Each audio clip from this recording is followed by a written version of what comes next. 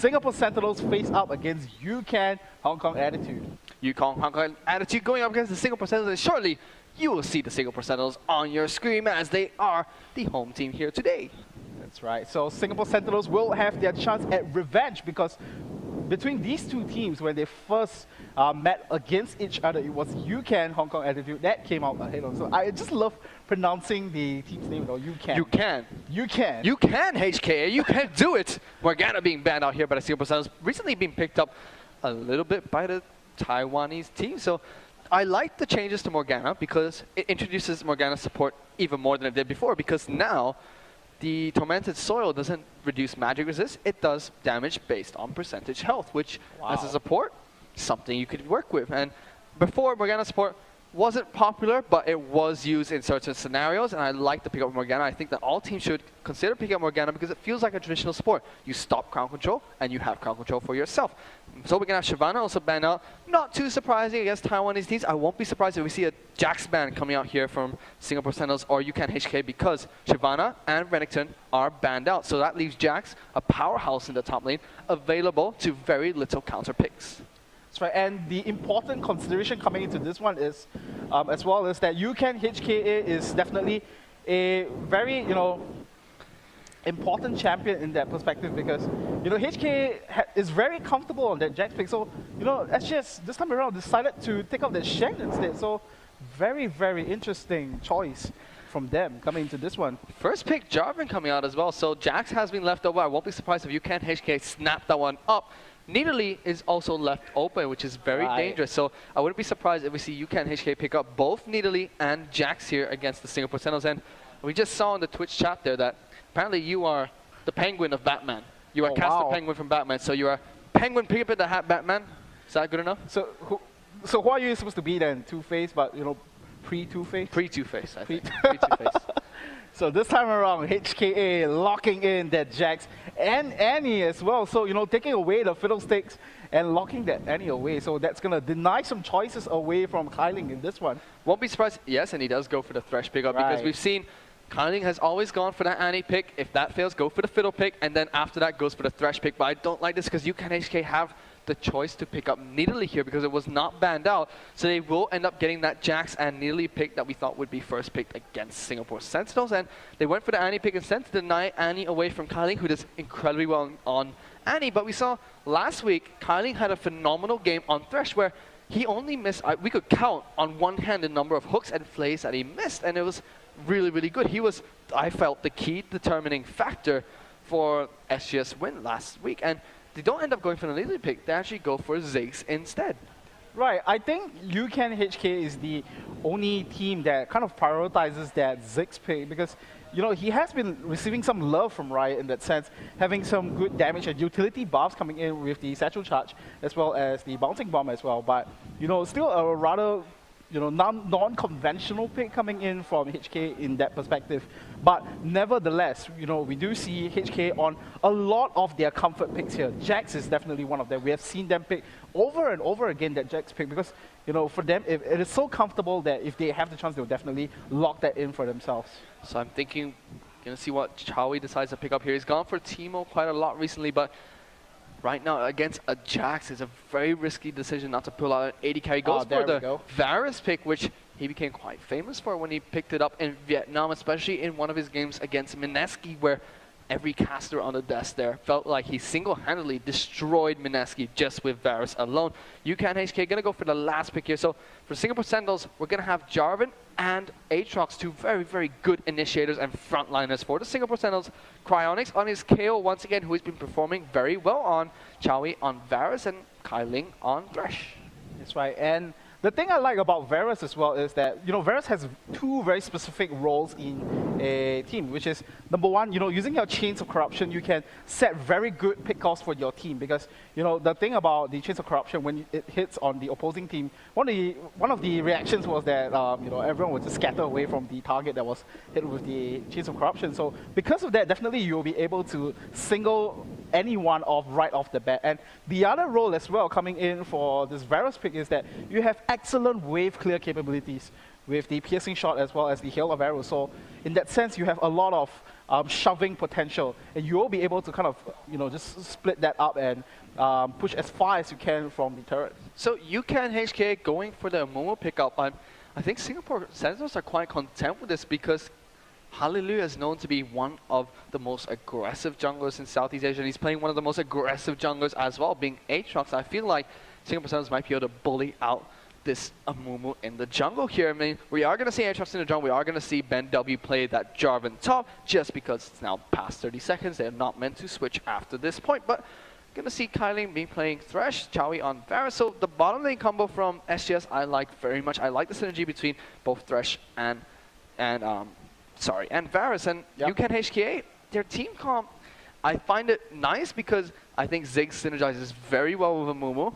I think that Annie synergizes with both of these champions, and Jax, with all this crowd control on Ucan HK, should be able to dish out a ton of damage. Caitlyn, I feel, is the odd pick out in terms of the team comp, but still fits in there nicely, just being the champion that can deal out very good single target damage. Right, speaking of Singapore Sentinels and the top lane, I like this Jarvan in the top lane.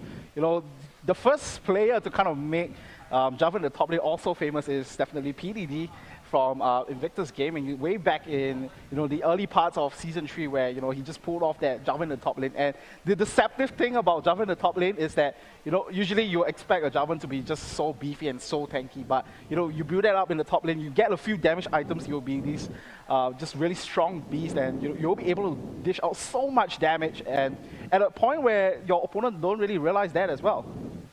So we are going to go into game very shortly, about 2 more minutes before we head in. If you want to check out any stats about the Garena Premier League, head over to gpl.garena.com, where you have videos on demand in multiple languages of the previous games. You have stats of all the players and teams, the schedules, the upcoming matches, what's it called? The score table? Yeah. Yes, score table. Yes. It's on the tip of my tongue what it is called, but basically what the standings are of all the teams in the Garena Premier League. We are in the second last week of the GPL right now. If I'm not mistaken, second last week of the group stages. Right, we are way past the halfway point. We are going to head into the playoffs as well. So, I mean, in that sense, in the new format for the Garena Premier League, for those who have been following us, is that each team is going to play the other team for 2 times. And, you are going to have that circuit point system as well. So, whatever that the results come in for this season, it will carry over to the spring and summer season as well. So, all these little matches affect, your standings in the long run. So, going into laning phase here, we're going to see Jarvan go up against Jax. I'm not too sure how this lane matchup will go, but with Aatrox in the jungle compared to Amumu, I feel like SGS might be able to capitalize on that and get Jarvan snowballing up at the top lane. Chronix going up against a Ziggs here, also an unfamiliar matchup for me because Ziggs has only recently started becoming popular in League of Legends. I thought he should have a long time ago just because he has very high damage output, good zone control as well. He just lacks the mobility and escape opportunities except for that satchel charge.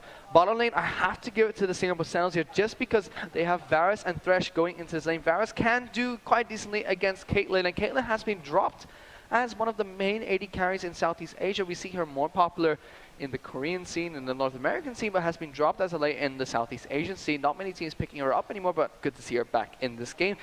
Synergizes quite decently with Annie, but I feel like the Thresh Varus pick just has so much more potential.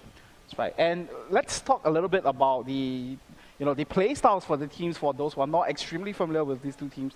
Singapore Sentinels, they have kind of, switched up their play style a little bit. In the sense, they always like to have Ben W building this really strong and beefy top laner. We can do that in the form of Jarvan, and for Cryonics, pretty much, you have damage, but at the same time, your main purpose in the team is to kind of provide utility, which is definitely going to be one hell of a way to do so, coming in from the Divine Intervention. That's going to be so helpful for Chowie. And that's the thing as well, Explosion. Explosive start for this match up for Singapore Sentinels going up against HK. So for Singapore Sentinels, they have had a very distinct play style where they have a very passive start, especially in the first 10 minutes, because what they primarily want to do is to just farm up and be safe in the lanes, make sure that they don't lose any CS, and then making sure they have all the goal to transit into the 15-minute mark where they will start to create opportunities for themselves. And for Kyling as well, that's the thing about him. Once Singapore Sentinels gets a few objectives, maintains some vision control, he will be the one opening the opportunities for Singapore Sentinels. Like you mentioned earlier, always going for those any pickups, the fiddlestick pickup as well. So Thresh as well, definitely one that can open opportunities for Singapore Sentinels. So, in that sense, a very distinct game plan for them coming into this game. So we will be going into the game very shortly where we should see mandatory pause. We are not sure. I always Green think that pause lead on 100% of a Mumu coming up. Is it? Are we going to see it? I always think that whenever we say something like that, we kind of just jinx it. Ready? It's gonna happen. We're gonna see mandatory pause, and it's gonna not happen. No. Wow, okay, I'm sorry. Okay, not yet. Okay. Not yet. Not yet. Yes. You just wait. These teams are professionals. They know what they're doing. Mandatory pause will happen at some point of this game, but hopefully not, because then the first time in a long time we will not see that pause. But we are going to go into the level 1 between these two teams as we see Singapore Sentinels running down this mid lane towards the top side, and we're gonna see Ucan HK do the exact same thing. Right, so we might see a level 1 engage here, but this looks like both teams will be contented with just a passive start here, because especially for Hong Kong attitude in that sense, because Amumu in the jungle, you definitely need to protect your buffs at the early levels. If not, you're just going to get crippled by such an early game strength jungler like Ace Fox in that sense, because having that dark flight, that hard initiate, and having that blood well as well just adds on to your diving potential right from the start. Sure, the Singapore Sentinels are set up very, very aggressively here. I like how they're going for the red buff here, because normally a move would start at blue, and with blue buff being on the bottom side, should be the start that most junglers take, but they're very aggressive down here. They might be able to catch somebody off guard. Build over Peacemaker will deter the Singapore Sentinels from advancing. Kylie's going to go in here. We get some death sentence help, but nice stun coming from Perhaps. Kylie's getting taken out so low. He flashes away to Ignite. Might not be enough to pick him up, actually. We see flashes going off left, right, and center as the rest of the team chase out. Chowie is so low here. Crazy level 1 fight as Darkflight jumps away. We're going to see Chowie picked up for first blood as Ben W is still getting chased down. Death sentence will not pick anyone off. We see HK pick up the advantage very early on. First blood goes down to Ziggs. And how many people have burnt Flash? Ben W, Hallelujah still have their Flash off. Both summoners for both Kyling and Chowie are down in that bottom lane. Meanwhile, on Ucan HK, everybody has used their Flash except for the Mumu. Let's see the level 1 replay of what exactly happened here. So Kyling wanting to go in with that death sentence initiate instead, perhaps just flashing in and using that stun to lock up the entire squad, and follow up very quickly with Mr. Q with the counter strike as well, as we do see Singapore Sentinels taking a whole chunk of damage. Kyling, he was unable to stay in combat, and because of that he has to back up. Chowie with one slit of health back, and eventually, Passer just walking in with the flash, and with that bouncing bomb landing onto it, and that was the first blood going to hit. So I really think that was a poor play coming up from Singapore Sentinels, just because they were chasing onto Perhaps, who's Annie with an AoE stun clustered up so much, and it just took poke damage as well. So misplay coming in from the Singapore Sentinels. They are going to do a lane swap though. Chronix beating it out with Pasa here on Ziggs. Ziggs just does so much damage in the mid lane. Lacks a little bit of utility, but makes up in terms of that massive burst and sustained damage. Right, we have seen that in the past as well when we saw the Taipei Snipers go up against HKA. I think just last week, we have seen Passer just abuse that early game, burst damage right from the start, from level 1 to 3, and having for Passer being a range champion, definitely you'll be able to just outpoke Cryonic in that sense. They're going to be playing that kill in the mid lane. And with double Doran start on Passer, it's going to be so brutal for Cryonic since he doesn't have his splash up. He needs to be very, very careful here. See Mythic Q here being bullied out a little bit. Death Sentence is not able to connect onto Mythic. He's going to farm safely under his tower in a second. Aatrox poised for a gank in this mid lane. Passer though has a ton of minions for his safety as Chronix takes another bouncing bomb to the face. He needs to be very careful here. We're going to see Aatrox come in. Goes on to Passer, gonna get stopped by the Satchel charge. And Hallelujah might actually go down here, loses passive. Does not step on the explosive minefield though. Right, very good aware play coming in from there. And Final getting in a bit of trouble, has to flash out of the way. And Kyling and Chowie making full aggressive up onto this top lane, and rightfully so as well, because that's the way you kind of want to control Jax in that manner. So up in this top lane, we're going to see Chowie and Kyling shove Mythic Q into this tower, lane swap against Jax. We're going to have Jarvan down the bottom lane, doing slightly better in terms of minion score, but not that decisive here. Hallelujah is actually poised for a gank here, but I really don't like this decision here, because He is so low. He can pop his passive anytime, and Aatrox without his passive, not a very good Aatrox. Right, and that's the thing though, even though you do have that blood well in the early stages, you don't want to blow it at an opportunity where you can't secure anything as well. So, they have to play this really carefully in that sense. But now Mythic Q and Fly gonna be reacting to this. Flay coming in as we do see Mythic Q now getting caught in by the Flay, and the Dark Flight by Hallelujah. It's not gonna knock him up in that sense, but they do, put Mythic Q to less than 1/3 of his HP there. So Choi, even though he wasn't able to capitalize on that, he's still at full health, so they would be taking out this top turret relatively quickly. I like that death sentence coming out from Kylie. They were just absolutely predicting where Mythic Q would go, and they should be able to take out this top tower with ease. The bottom tower will go down to Ucan HK, which is a little bit of an advantage going to them because they were able to do so with just 2 members of their team compared to Aatrox coming up there, leeching some experience, denying some farm for Chowie as well. But nonetheless, going to be a tower trade, and we should see a lane swap coming in for Singapore Sentinels. That's right. So with all that said, we do have some action back into the mid lane as we do see Pasa relentlessly poking down onto Cryonics here. And that's the thing though, Cryonics is pretty dependent on his early game to scale further ahead than his opponent, right? At this point of time, he is down by about 10 CS, and that's all due to the fact that Pasa had that early game start up with that first blood. So, in that sense, if he's able to scale much further ahead than Cryonics, then I would say HK definitely has the upper hand when we go into the team fight phase. So we're going to see Jarvan come around here. Ben W actually coming for the gank onto Pasa, knocks him mid-flight. He's actually going to get taken out solo. Chronics actually flash out of the ultimate though. He's going to get taken down as Chronics picks up the last hit onto Pasa as I control the camera like a madman. I think you just got caught up in the action there as well. So you're going to see Chronics going to go back to base on this ward. HKA could potentially make a play here. Perhaps might come down. Will he stop it? Will he do it? He will not, and he wastes his flash a little bit too slow from perhaps there. Wow. Burns his flash. I thought he should have done that much earlier. Would be able to pick up a kill easily with that ignite if Chronics could not react in time. But we're going to see a swap coming in. Now we're going to see Hallelujah getting bullied out by Namumu, and a nice bandage toss will stop his advance. The flash coming over from Engard will pop. Hallelujah's passive. He should go down here. Cannot escape from this one. You can. HKA5 will pick up the kill.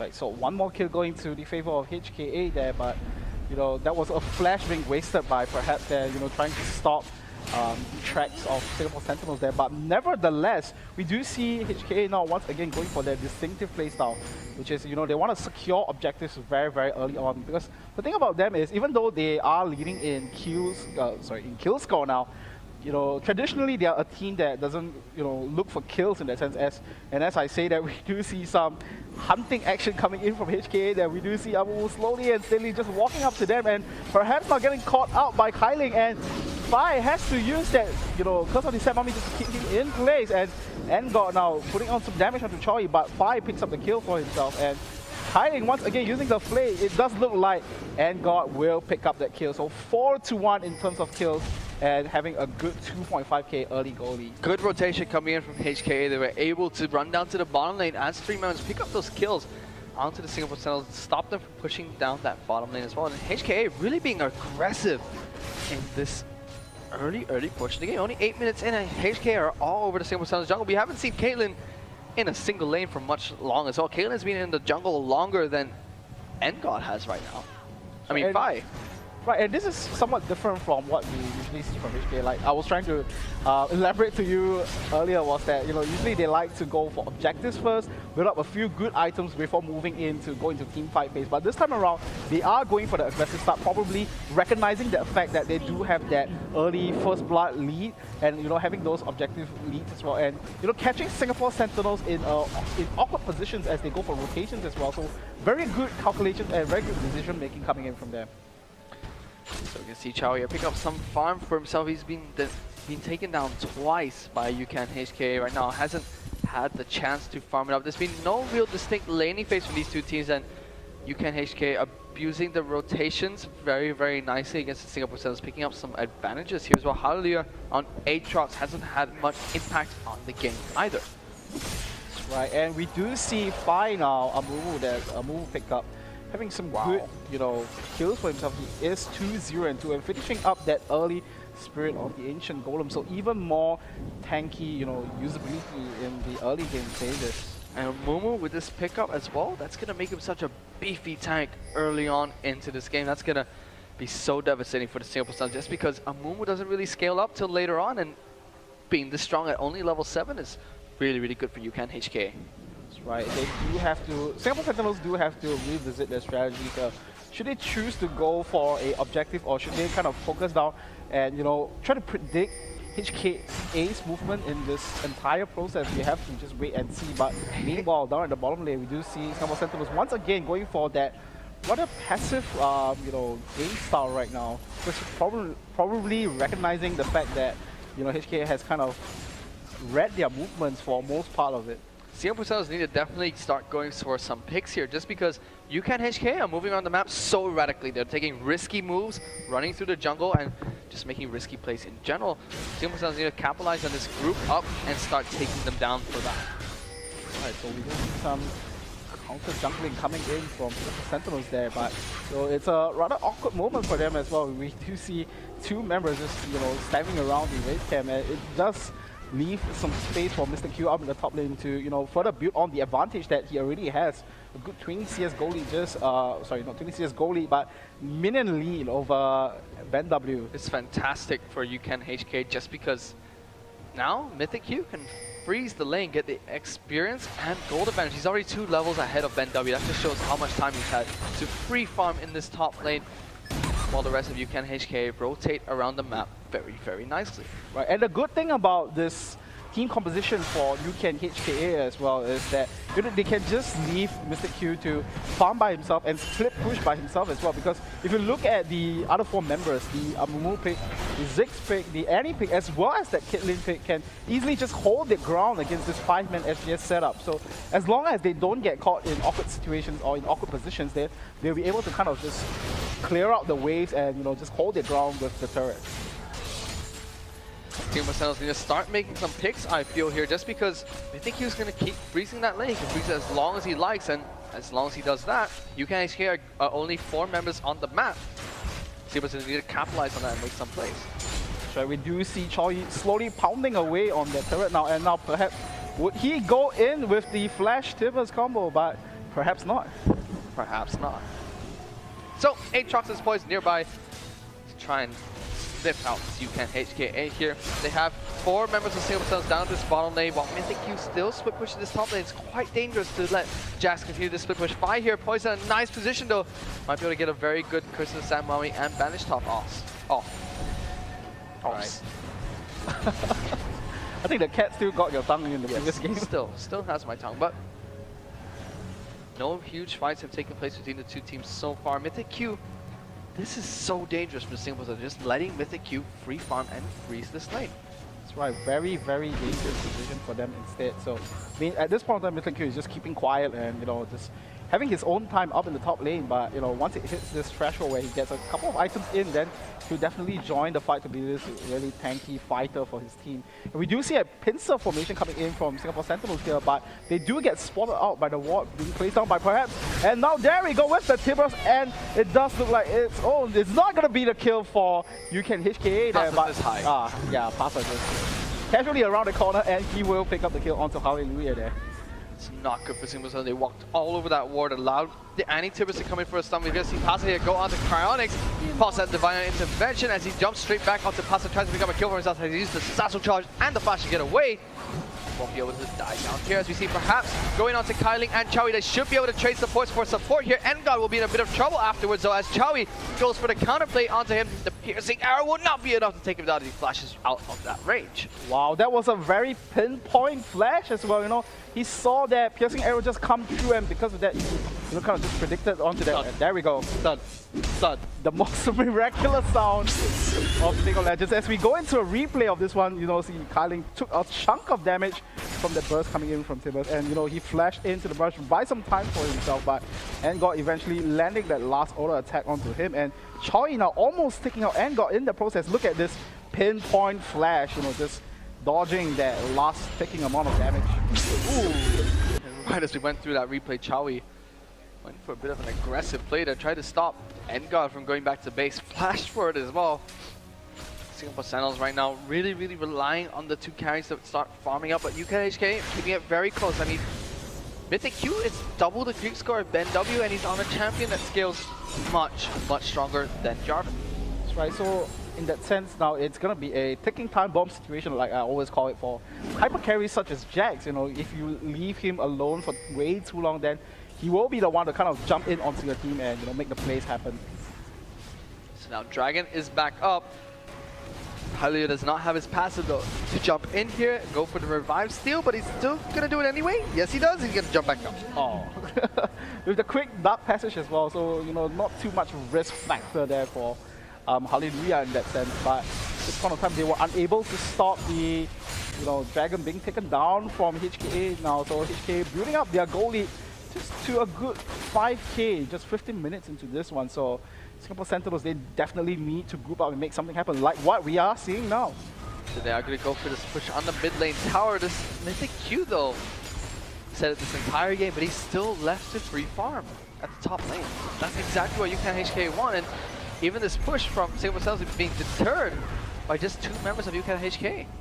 Right, it's primarily because between Amumu and Ziggs, you have already a lot of AoE clearance, so you're not too afraid of sieging efforts coming in from Singapore Sentinels as well.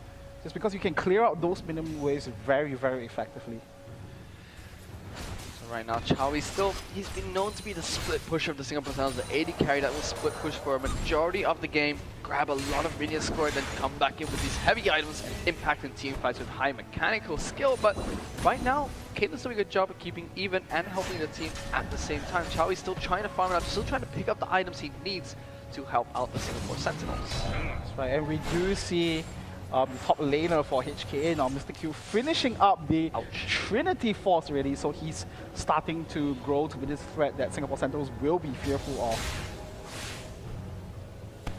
So, and then we do see Pasa as well finishing up the early death cap for himself, so a lot more damage going to come out from the burst. And there we go with the counter strike onto Ben W there, and Hallelujah will be here to back his teammate out, but will Mr. Q pick up that final touch to it? And yes, he does.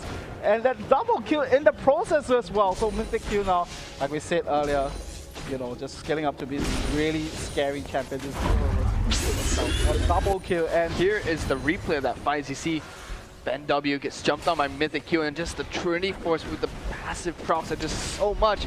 Even Aatrox coming in, the 2-on-1 situation is not enough, and we're actually going to go back into even more action after this replay. You see Hallelujah get taken down here.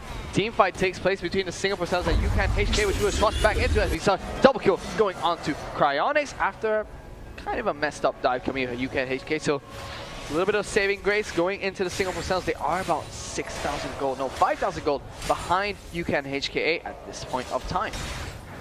Fire here, gonna get jumped up by Kai Ling and Cryonics. The box gets placed out, he flashes over that one though. Burns his flash, is good enough for them as God picks up a turret down at the bottom lane. Right, very systematic push coming in from HKA that they knew that 2 members of the Singapore Sentinels were just grouped up in the mid lane to, trying to take Fire down, but Fire, like we mentioned earlier, finishing up that early sprint item already is so tanky, and it's quite difficult for Cryonics and Kyling to pick him down. And Engard being further ahead than Choi in that sense, it was quite difficult for Choi to stop him from sieging away at the turret. So once again, taking out another quick objective for themselves, maintaining their goal lead at about 5.6k mark here. So we can see here the Singapore Sentinels quite far behind Ucan HK right now. Hallelujah just got his dark passage. Bloodwell just came back up for him, but now we're gonna see that fight down at mid lane. We see there goes the Curse of the Sand Managed Cryonics though. Very, very nice divine intervention and flash to pretty much negate so much damage from Ucan HKA as we see perhaps go down. There goes, I can't even remember the ultimate of that Varus out there, but double kill. Chains of Corruption, there we go. Double kill going up to Cryonics in that mid lane. He's doing the best out of the Singapore Sentinels right now. 3-0-0 has a better score than the opposition perhaps. Wow, I like what perhaps is doing here. This is a kind of like a page of Kai Ling's book as well, his playbook. Chowi needs to run here. He throws out the Chains of Corruption.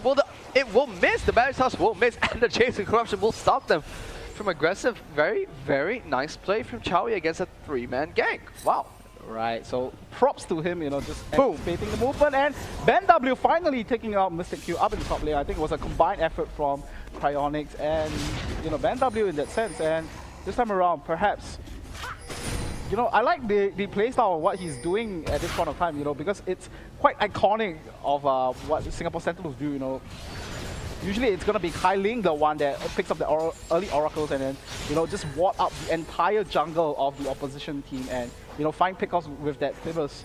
And this time around, it's going to be perhaps doing that. We go into a replay. We see Mythic Q jumping onto SGS. Cryonics locks him down. Cryonics though going to kite him back for such a long amount of time. Knockup comes in from Ben W. He's going to jump back onto Cryonics, who pops that Divine Intervention at the right time. The bomb coming in, the super Mega Inferno bomb. Mega Inferno bomb, man. To pick him up because of that Divine Intervention popped by Cryonics. He will live with a sliver of health, and they will pick up Mythic Q. Right. This is why we see Cryonics is ever so comfortable on that kill pick, you know. That Divine Intervention just at the right time to keep him alive in that sense. And it's at a point of time where he, you know, even though the bomb just landed on him, at the ending stages of the Divine Intervention as well. So props to him for understanding the duration of that. So we're going to have to see what the Singapore Sentinels decide to do. Next year, Mythic Q is still split pushing. He's on 164 minions, scored 2 kills and 1 assist. He's picked up that Bilgewater Cutlass so close to the Blade of the Ruined King. And once he picks that up, that's all the damage Jax will be doing for the rest of the game, which is very scary. Once again, a very, you know, aggressive play coming in from HK. I think they were thinking about it. Going for Dragon. Yeah. They're going to take this one very shortly. See, Fi's just going to cry all over the place, doing that percent-based damage. The monster of Dragon here, perhaps standing on Dark Passage, wanted to take it, but would not be allowed. So, another Dragon going to Ucan HK. They further their advantage against the Singapore Sentinels. It's about 7,000 gold in their advantage right now. Only 21 minutes into the game. And we have a Jax split pushing against the Singapore Sentinels. It does not look very good for them right now. That's right, and it's vital that HK keeps up this pressure as well. And you know, even though they are at you know, distinctive goal lead at this point of time, if between Choi and Kylie, if they can land their Era of Effect lockdown together and, you know, just keep Ucan HK in place, then I would say they still have a very good fighting chance back into this one because, you know, in the sense they do have a lot of Era of Effect lockdown with the Cataclysm as well, and with the Darkflight as well. If they are able to, you know, slowly and steadily chain their crowd control capabilities together, then they can turn fights around. But the question is HK even going to give them that fight? Because we have seen Mythic Q just comfortable with farming by himself. Yeah, up in the top lane. PvE, he needs about, I think he's going to start fighting at 400 minion kills. He's going to start playing this RPG game called League of Farm. Once he's done with that, we will be going back to League of Legends. But for now, we're going to have to see what Ucan HK decided to see. Mythic Q once again just running to top lanes like, yep, this is my home. He has a Blade of the Ruined King. So this is Jax at all the damage items that he needs for the rest of the game. We won't be surprised to see him pick up the rest of his items being completely defensive to try and stay alive in team fights. Right, you know what I like about this pickup though, this item build coming in from Mythic Q is that he has so much good items, but he doesn't have boots. Yes. He doesn't need shoes.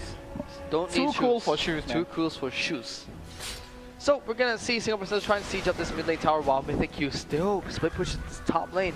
5 members of SGS are in the mid lane compared to the 4 of Ucan HK, but the top lane is pushing very fast. It is possible for Mythic Q to push it down, take a tower, and even come back for a team fight here. As he chains the corruptions, go out. Good death sentence onto Pasa. He's going to take it down as Kylie will live with some health. They're taking a few hits of the tower. We're going to see a nice dive onto Endgod here as the rest of Singapore Sentinels chase down.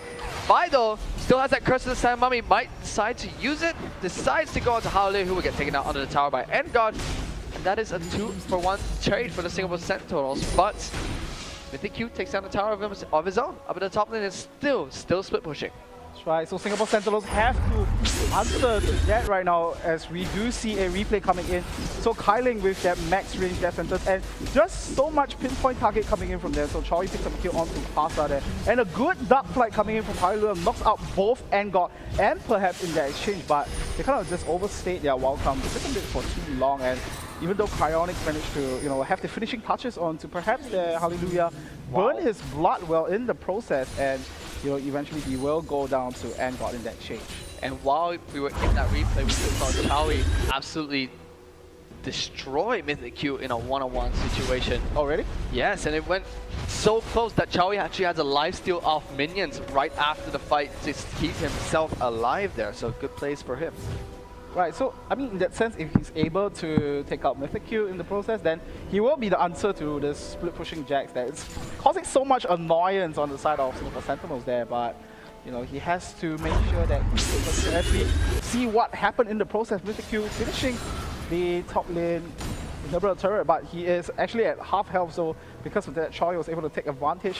And there we go once again with a few more auto attacks. And look at the turnaround coming in from Mythic Q. He's going to take Chowie down to almost 0 health as he destroys him here. He actually has to go and lifesteal off minions after that to negate the last tick of Ignite, but still so close from these two champions, and that just shows how strong Jax is right now.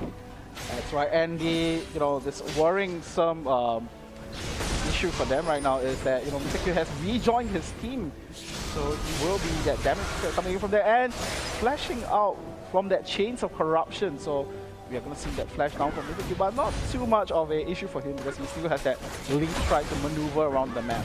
Sure, as Passe are going to pick up his blue buff as their gold lead increases against the Singapore Sentinels, about 8,000 gold in favor of Ucan HKA, despite the score being quite close in terms of kills, but still 4 towers to Ucan HKA, and they've taken every single dragon of the game so far. So you, as you said, very focused on these objective-like plays. That's right, because that's the thing about them as well, is that they are pretty reliant on those objectives to keep themselves ahead in that sense. And the thing I want to take into consideration as well is what is that gonna come into play in the 3.14 patch when we do see objectives now.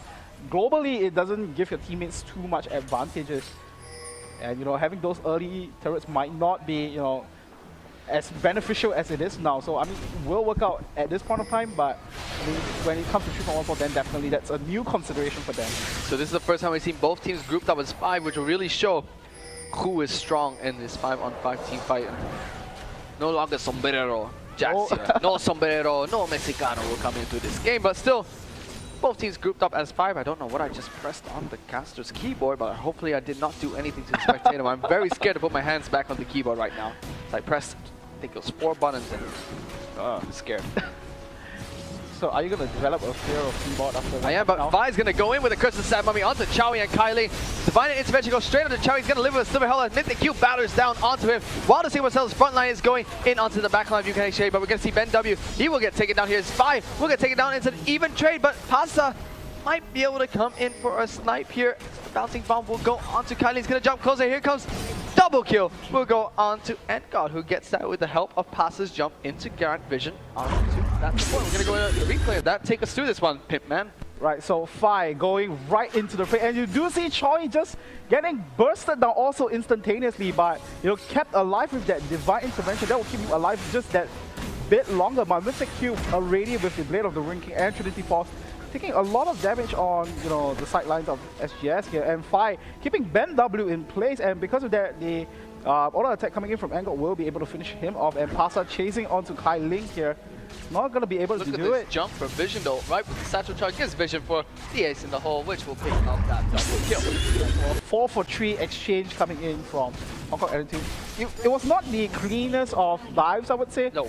Yeah, so, but because, of the scaling that they have so far, they are able to still come out on top of that one, even though they did lose 3 members in the process. SGS are happy to take almost even trade though, because that means that they will slowly but surely catch up in terms of gold if they keep trading evenly with Hong Kong Attitude. But Mythic Q just showed how devastating it was there. He lived through an entire Divine Intervention and took down Chowie afterwards, and then almost took down Cryonix as well, and he just picked up his first defensive item, being that Negatron Cloak. So now Cryonix damage might not be enough to keep him at bay against the Singapore Sentinels. Right, he might just finish that up into a Guardian's Angel, and I mean a Guardian Angel's on such a fat Zed. Fat Jax, what am I saying? He doesn't look like a Jello Man. But going for the Baron attempt here, so kind of scary to take it, but Mythic Q, with these items, he could just batter down on this Baron with ease. Singapore Sentinels are not even going to go and try to react to it, so Free Dragon will be going to Ucan HK with Caitlyn. It's very nice to just battering off Baron from the back side. Now SGS are going to find it. 5 might go for the initiation.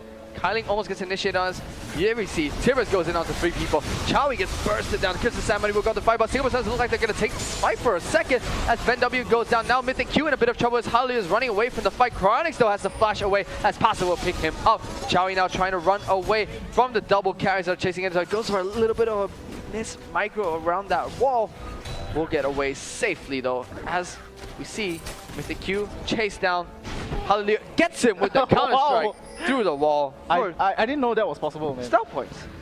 I honestly didn't know that was possible, but you know, it's Mythic Q with the amazing flashy plays with that Jax pick. So that's a 4-for-2 trade in favor of Ucan HK. We're going to see the Spider get, see Curse and Sad Money, locks down Chronix and Chowie. The two auto attack deals as a nice death sentence locks down perhaps. Vi will go down, but you can see just Pasa and Engard completely untouched by the single percenters, and they're just going to burst through the front line of SGS and then go straight for the back line as Chronix has to flash out. Pasa will instantly flash after him and throw one more bouncing bomb.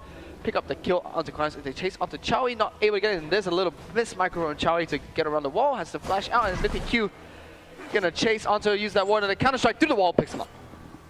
Bam. Stop pass. Right, and the thing I like about, you know, HKA in that fight was that they just effectively used that minefield to negate away the possible initiation coming in. As we do see Engard slowly poking away at Kyling, he has to flash out and the Divine Intervention gets popped on him as well. And there we go with the Chains of Corruption and the Dark Flight finishing off the one possible death threat coming in from HKA. Good turnaround from Singapore Towns, but still they're about 10,000, 11,000 gold now behind Ucan HKA, and it's a very, very scary gold lead. The Guardian's Angel has been picked up by Mythic Q, which is going to make him an even more scary monster in this game. And their inhibitor is down to the top lane as well. They were able to pick that one up while we were in that replay. That's right, so HKA now in way far ahead in the driver's seat, so I mean, at this point of time, it's going to be up to them to throw this game away, I would say.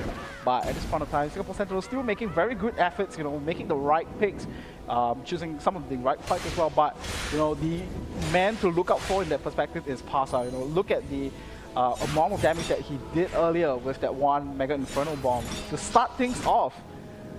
And that's a really scary thought when you are facing up against this team composition.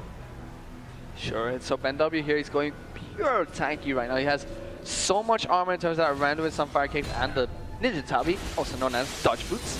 No longer in this game anymore, but Chowie here, he's picked up his Bloodthirster, his Last Whisper, and his trademark Static Shiv here, while Caitlyn just has a little bit more components for the Infinity Edge as Chowie has gone for that Quicksilver Sash. Instead, we're going to see, oh no, just misses the pick going onto perhaps there. Might see the slow comes out. Will we see Chains of Corruptions? No, but they were getting some good poke damage onto perhaps. So that shows SGS still have the potential to pick off players of Ucan HK when they are split up. I think Ucan HK really needs to group up in as 5 because they're so far ahead. They need to group up, capitalize on the fact that they are ahead, and force fights against Singapore Sentinels. Right, so we do see Mythic Q now finishing up that Guardian's Angel, but he is caught in some trouble now. The counter strike goes off onto him. Will he be able to, you know, escape this? It does look like he will just gonna go down in the process here. The Guardian Angel gets burned as well. As we do see HKA capitalizing on this vision that the entire squad of Singapore Sentinels are up in the top lane. They will take out this bottom turret in the process. It took Singapore Sentinels so long to take down the Ucan HKA Jax. They're actually going to grab an inhibitor out as well. They might not be able to, but Kyling's going solo. Gets the nice death sentence on the Pasa as the curse of the Sand Mummy comes up. Pasa will get taken out so solo. Fine now. Target for the Singapore Cells. He'll get taken out as Engard also gets taken out and perhaps will get melted by Singapore Cells. And they might be able to save this inhibitor as well as Chronix. I feel like he's really putting his team on the back right now. 10-1 and 7 on his KO. Doing fantastic for the team. I'm going to go to replay that. Take us through this one, Penguin. Right, so we did see HKA now. You know, they stayed for a bit too long there, and we do see Kylie almost going down in the process. And, you know, that play just keeping the entire squad of HKA in place. And the reason why Chronix has been able to do so well is that, you know, he just kept himself alive with that Divine Intervention. And, you know, with the items that he has created, you know, farmed up for himself, just slowly taking them down one by one. And, you know, that last remaining to become alive from the last tick of Ignite. So Singapore Sentinels with a very good, you know, play. Hopefully they will be able to capitalize on this and come back to this one. So they've caught up in terms of the gold score slightly. I mean, they're still 8,000 gold behind Ucan HKA. Mythic Q though, his Guardian Angel is down, which gives them some leeway, but he's built up the Warden's Mail now, so getting even tankier now against Singapore Sentinels. He's gonna farm it up even more. They were able to catch them off very nicely because Mythic Q was out of that fight and they transitioned very nicely to the bot lane. They were able to pick off Ucan HK, but if Ucan HK can actually... Ooh, the smite the steal. smite steal. Smite just says no. No, Yeah. my dragon, my way. Yeah, you don't want to make the mommy any sadder than he is now. So I feel like Chronic is having a really good game though, because he was put in a disadvantage one-on-one lane with Pasa having that extra Duran's ring, was forced to go back to base, but he's still making very nice plays. I like his positioning, and the use of his Divine Intervention is very nice right now. very precise, you know, in the sense he has. Yeah. Yeah, he has kept you know, his teammates alive in multiple occasions. There we go, Sunfire Cape picking that one up. The inhibitor has respawned for Singapore Sounds. They actually have minions battering down onto it. We're going to see the clear coming from Chowie. The static shift will give some extra AoE clear, but this turret here, I feel like the Singapore Sounds have to fight under the tower right now.